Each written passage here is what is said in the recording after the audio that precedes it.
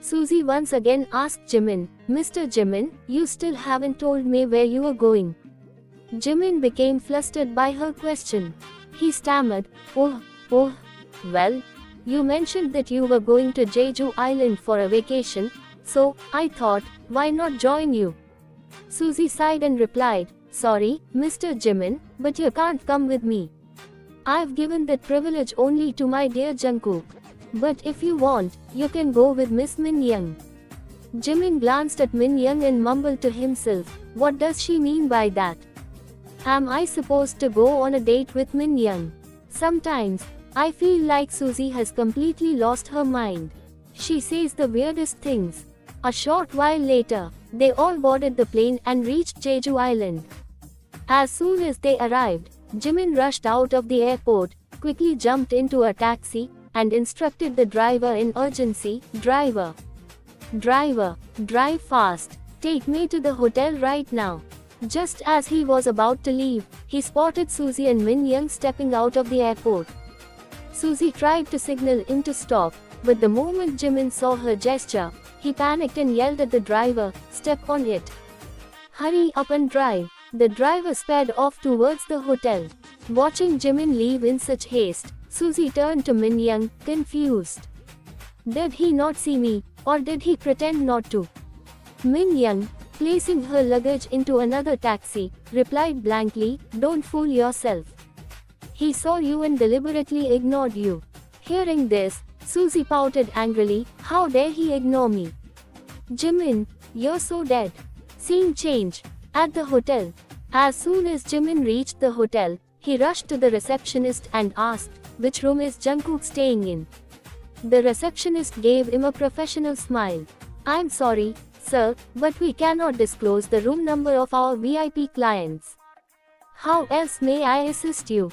Jimin's expression turned serious. He smirked, pulled out a thick wad of cash from his pocket, and slid it across the counter. Are you sure you can't tell me his room number?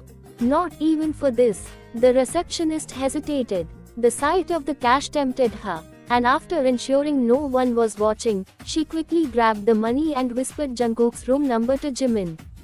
Jimin smirked, pulled out another wad of cash, and handed it to her. One more thing, if anyone comes asking about Jungkook after me, don't tell them a thing. If I find out you did, you can kiss your job goodbye. The receptionist gulped, now slightly terrified of Jimin. Who is this man? He just bribed me and then threatened me in the same breath. Just as Jimin left, Suzy and Min Young arrived at the hotel. Stepping out of the taxi, Suzy turned to Min Young and said, Miss Min, you go ahead and check into the VIP room. I'm going to enjoy the beautiful beach view for a while. Min Young nodded and entered the hotel. Scene change. In Jungkook's room. Jimin stormed into Jungkook's room, frantically looking around. Jungkook, where are you? That terrifying Suzy has tracked you down.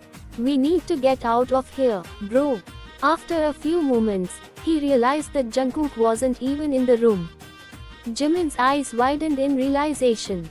If he's not here, that means he's. Before he could finish his thought, he rushed out of the room. But in his haste, he accidentally bumped into Min Young, who had just arrived at the VIP floor. Min Young, wearing high heels, lost her balance and was about to fall when Jimin instinctively grabbed her hand and pulled her toward him. The sudden proximity made Min Young's heartbeat race. She could feel Jimin's warm breath against her skin. It was a feeling she had never experienced before. Jimin gently let go of her and asked, Miss Min, are you okay? Still flustered, Min Young nodded shyly. Noticing Suzy's absence, Jimin furrowed his brows. Wasn't Suzy with you? Where is she? Min Young composed herself and replied, she went to the beach. Jimin's eyes widened in horror. Oh no, I need to get there fast. Otherwise, this is going to be a disaster. Without explaining anything, he sprinted away. Min Young stood there, watching him disappear. As she unlocked her room door, Jimin's handsome face flashed in her mind. What just happened to me? I've never felt this way before, and he looked so attractive today. Her cheeks turned pink as she closed the door behind her. Scene change. At the beach, Suzy stretched her arms wide as she stood by the shore, taking in the refreshing sea breeze. Woo, it feels so good to be back at the beach. Ever since I moved to Korea, my sister has kept me so busy with work that I barely got time to enjoy myself. Suddenly, she heard a group of girls screaming, "Jungkook, Jungkook, Jungkook." Hearing his name, Suzy blinked in surprise. No way, it can't be that Jungkook. I'm not that scary, am I? Would he really go into hiding because of me? Just then, she heard a girl scream, "Oh my god, he looks even hotter shirtless. I could just die. I love you, Jungkook." Suzy turned toward the commotion and, to her shock, saw Jungkook emerging from the ocean, water dripping from his toned body. He ran a hand through his wet hair in a way that made all the girls swoon. Suzy narrowed her eyes, her anger bubbling. So this is where he's been hiding from me. Well, let's see how long he can escape. She started marching toward him but suddenly remembered something Taehyung had once told her, "Does love mean nothing to you?" Her steps halted. A realization hit her. Even if I force Jungkook to be with me, he will never truly accept me. He will never love me.